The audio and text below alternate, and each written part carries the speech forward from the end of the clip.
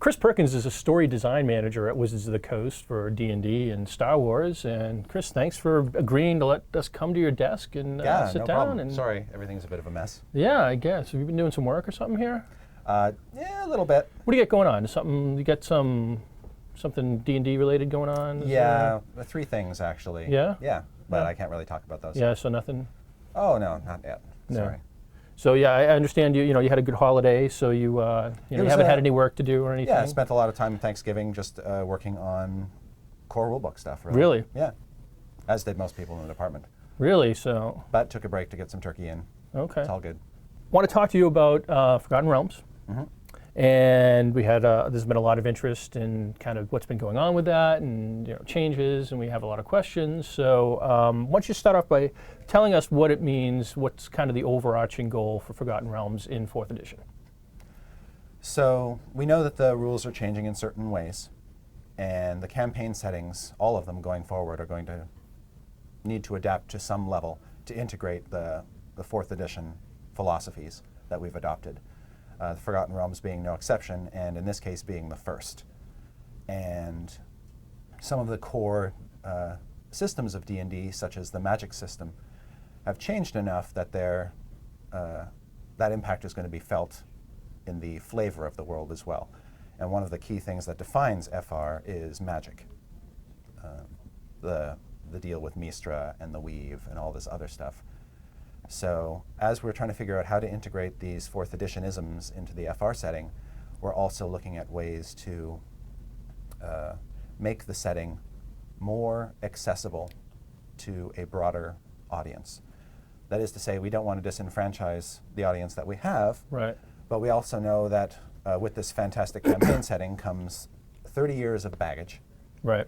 A lot of it is good stuff to have around. Some of it is not so good stuff to have around. And the question is, how much of it is really worth hanging on to? And what can we do with the setting so that somebody coming into it fresh doesn't feel immediately daunted by all of this material? Right. Can they run a campaign in this world?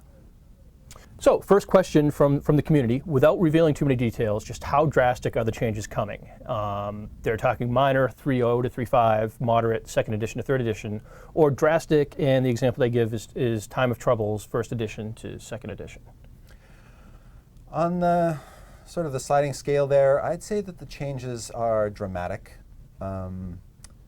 Most of it having to do with sort of rebuilding or reconcepting some of the gods and the cosmology and the pantheon.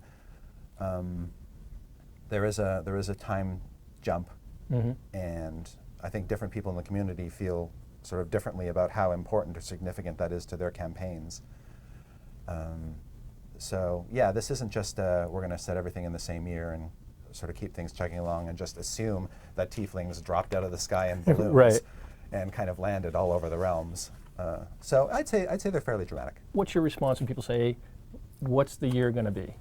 My response has been, we have a plan to roll out some key information about the setting, and the year being one of them. Too early to say at this point. All right. Too early to say. When should I come back and knock on your door and try to shake down that info? Come talk to me in the new year. Okay. In 2008. Okay.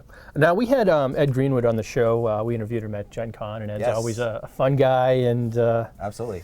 Our crazy Canadian. Yeah, he's always never a dull moment when you have Ed around. But one of the questions people want to know is how much involvement will Ed have in 4th edition, and specifically with Realms in 4th edition? Sure.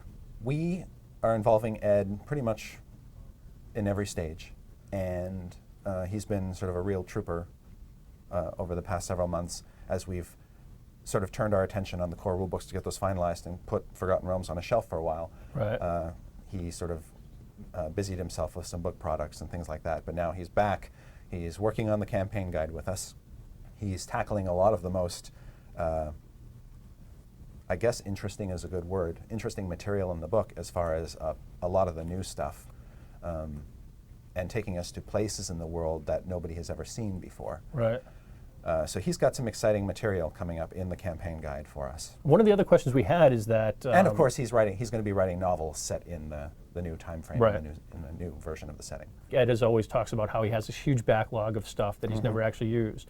Is there plans to tap into some of that? Is that some of the things that he's been doing now, or?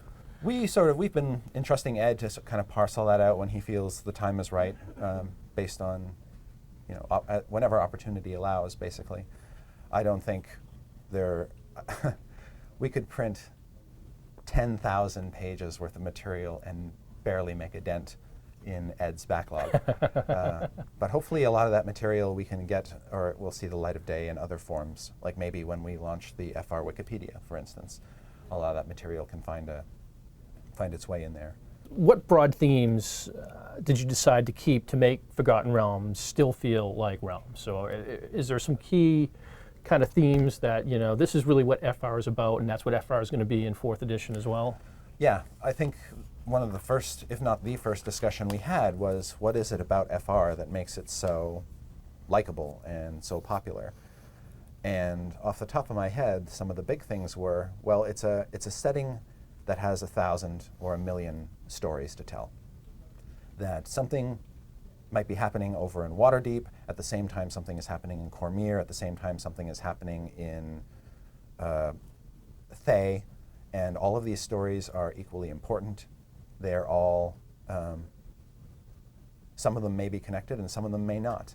It's a big world, and there are a lot of things always happening in the world. There's a lot of villains and a lot of plots and a lot of heroes running around, and sometimes they can intersect and sometimes they never do. Your characters may never ever meet Drizzt Do'Urden, or they might. The setting is big enough and rich enough that you can get by with Drizzt or without Drizzt in your setting.